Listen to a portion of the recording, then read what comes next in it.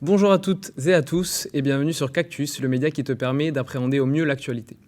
Aujourd'hui, nous allons aborder la question des gaz à effet de serre. Beaucoup pensent, à tort, qu'ils sont néfastes pour la planète. Et pourtant, sans l'effet de serre, la température moyenne sur Terre avoisinerait les moins 18 degrés.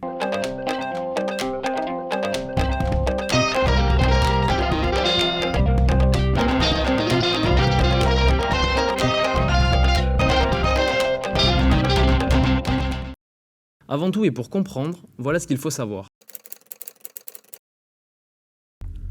Nous en parlions précédemment, sans l'effet de serre, la température moyenne sur Terre serait de moins 18 degrés, contre 15 à l'heure actuelle. Comment alors l'effet de serre fonctionne-t-il pour justifier ces 33 degrés d'écart ? Le Soleil émet des rayons qui vont venir frapper la surface terrestre. Une partie vont être réfléchies et renvoyées dans l'espace. Quant à l'autre, elle va être absorbée par la surface de la Terre et ainsi réchauffer le sol. Mais ce dernier ne va pas garder toute cette chaleur pour lui, créant ainsi des rayons infrarouges en direction de l'espace. C'est à ce moment précis que les gaz à effet de serre, présents dans l'atmosphère, vont entrer en jeu. Ils vont emprisonner une partie de ces rayons qui vont être renvoyés vers la surface de la Terre et ce phénomène va se répéter. Sans ces gaz à effet de serre, la chaleur serait directement renvoyée vers l'espace et la vie sur Terre ne serait pas telle qu'on la connaît aujourd'hui.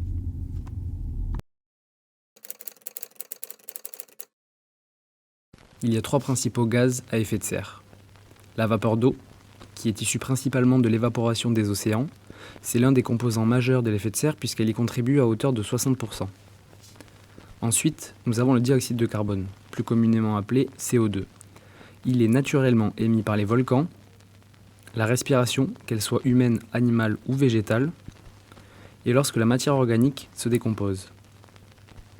Enfin, on a le méthane. Il est émis par les organismes vivants sous l'effet de la fermentation ou de la digestion.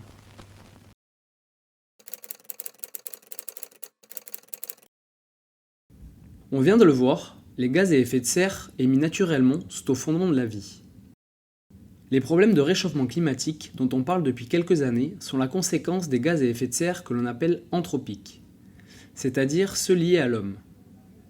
Selon le protocole de Kyoto, 6 gaz sont associés à la portion anthropique des GES, mais 3 sont responsables de 98% des effets. On commence avec le protoxyde d'azote qui pèse 5 des 98%. On l'associe majoritairement à l'agriculture avec l'utilisation de produits azotés comme l'engrais et le fumier. En seconde position, avec 14%, on a le méthane. Il est émis par la combustion de bois, la culture du riz, l'agriculture intensive et des procédés de décomposition comme les déchets humains. Et avec 79%, celui qui occupe la première place est sans surprise le CO2. La déforestation joue un rôle dans les émissions de dioxyde de carbone, mais la majorité proviennent de la combustion d'énergies fossiles comme le gaz, le pétrole et le charbon.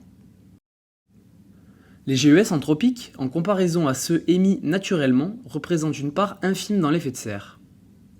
Pourtant, c'est à eux que l'on doit l'augmentation de la température moyenne sur Terre d'1 degré Celsius en seulement 100 ans. Certains diront qu'1 degré ce n'est pas beaucoup. Mais c'est suffisant pour dérégler des écosystèmes entiers. Voilà, cette vidéo est terminée. Si elle t'a plu, n'hésite pas à t'abonner. Nous sommes un jeune média et tout soutien nous est précieux. Vous pouvez retrouver nos articles, nos vidéos et nos podcasts directement sur notre site cactus-info.fr. Je vous dis à bientôt sur Cactus.